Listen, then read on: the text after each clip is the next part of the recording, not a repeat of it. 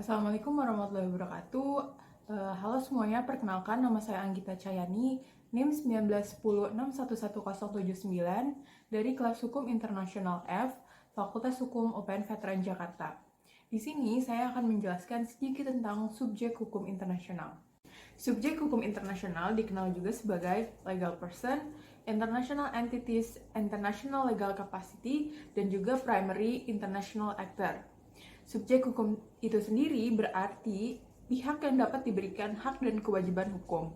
Sedangkan subjek hukum internasional adalah pihak yang dapat diberikan hak dan kewajiban berdasarkan hukum internasional. Subjek hukum internasional ada 8. Yang pertama, negara atau states. Yang kedua adalah tahta suci atau Vatikan atau Holy See. Yang ketiga adalah Palang Merah Internasional atau International Community of Red Cross. Yang keempat adalah organisasi internasional atau International Organization. Yang kelima adalah organisasi pembebasan bangsa. Yang keenam adalah perusahaan transnasional atau multinational corporate. Yang ketujuh adalah individu atau person. Yang kedelapan adalah pemberontak atau belligerent. Subjek hukum internasional yang akan kita bahas pertama adalah negara. Negara merupakan subjek hukum internasional yang terutama, terpenting, dan juga memiliki kewenangan yang terluas. Negara sendiri memiliki beberapa syarat yang diatur dalam Konvensi Montevideo tahun 1933. Yang pertama ialah negara harus memiliki sebuah wilayah, tapi tidak ada aturan secara baku mengenai minimal berapa luas wilayah negara tersebut. Kedua, negara harus memiliki penduduk. Penduduk yang ada di dalam sebuah negara harus stabil atau negara memiliki stable community. Artinya dari masa ke masa penduduk itu tidak berubah secara signifikan. Yang ketiga adalah pemerintahan yang berdaulat, di mana pemerintahannya ini tidak ada campur tangan asing atau intervensi dari negara luar. Yang keempat dan yang terakhir adalah negara memiliki kemampuan untuk melakukan hubungan internasional. Nah, kemampuannya ini ditandai dengan diakuinya negara tersebut oleh negara-negara yang telah ada sebelumnya. Yang kedua adalah tahta suci atau Holy See, yang biasa kita kenal dengan Vatikan. Di mana Vatikan itu merupakan subjek hukum internasional secara terbatas. Karena Vatikan memiliki kontribusi dalam bidang kemanusiaan dan keagamaan, dan juga ikut serta dalam perdamaian internasional. Jika kita lihat ke belakang, sejarahnya adalah kepala gereja Roma tidak hanya bertindak sebagai kepala gereja atau paus, tetapi dia juga mempunyai kekuasaan untuk menguasai dunia. Yang ketiga adalah Palang Merah Internasional atau International Community of Red Cross. Palang Merah Internasional ini diakui sebagai subjek hukum internasional yang terbatas.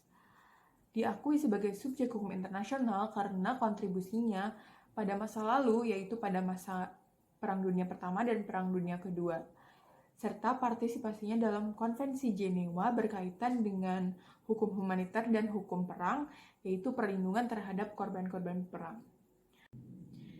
Yang keempat adalah organisasi internasional, di mana dia menjadi subjek hukum internasional terbatas. Organisasi internasional dibagi menjadi dua, yaitu publik dan privat, di mana ketika privat, individu mewakili dirinya sendiri secara pribadi, dan publik terdapat negara ataupun individu yang mewakili negara tersebut.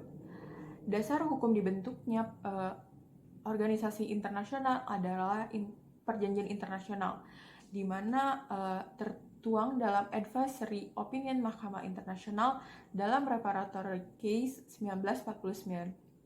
Contoh organisasi internasional yang kita ketahui adalah Amnesty International, United Nations, WHO, ASEAN, dan juga Europe Union. Yang kelima ada individu. Individu merupakan subjek hukum internasional yang terbatas. Terbatas pada dimungkinkannya individu untuk dituntut depan pengadilan internasional untuk bertanggung jawab atas pribadi namanya sendiri terhadap kejahatan internasional yang dilakukannya. Menurut ICSID tahun 1965, khususnya dituntut dalam masalah penanaman modal asing. individu biasanya menjadi subjek hukum internasional yang tidak secara langsung. Karena hubungan individu dengan hukum internasional melalui negara di mana individu tersebut menjadi warga negara. Yang keenam adalah organisasi pembebasan bangsa, di mana ini juga merupakan subjek hukum internasional yang terbatas. Organisasi pembebasan bangsa dapat diakui jika mendapat pengakuan dari subjek lainnya, yaitu negara. Umumnya, pada lingkup dalam negeri, intervensi asing boleh masuk jika berkaitan dengan masalah hak asasi manusia. Contoh organisasi pembebasan bangsa ialah Palestine Liberation Organization. Yang ketujuh adalah multinational corporate atau perusahaan transnasional, di mana subjek hukum ini juga merupakan subjek hukum internasional yang terbatas.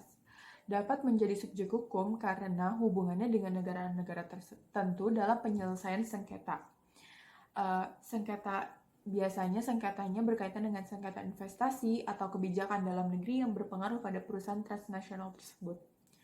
Perusahaan transnasional dapat dituntut dalam kasus pelanggaran lingkungan ataupun HAM berat. Yang kedelapan dan yang terakhir ialah pemberontak, di mana pemberontak ini atau belligerent dapat diakui sebagai subjek hukum internasional yang terbatas jika telah melalui tahap-tahap. Yang pertama adalah insurrection, di mana pemberontakan dilakukan dalam skup yang kecil, kemudian dilanjuti dengan rebellion atau rebeli. Selanjutnya, rebeli ini akan berubah statusnya menjadi pihak berperang atau belligerent jika memenuhi syarat-syarat objektif.